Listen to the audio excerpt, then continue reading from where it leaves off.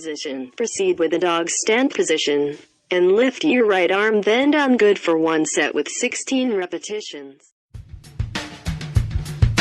The right arm, lift your right foot with a pointed toe for 1 set with 16 counts.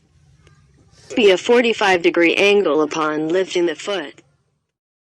Continue with the left arm, the same pattern with the right arm. Good for 1 set with 16 repetitions.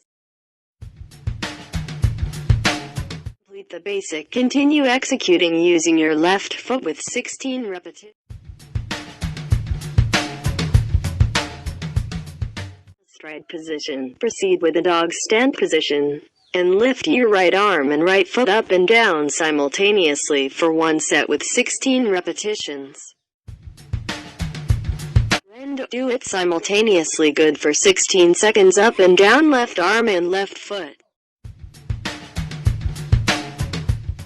Position. Proceed with the basic, but this time lift and down simultaneously the right arm and left leg. The next pair is left arm with the right leg simultaneously up and down.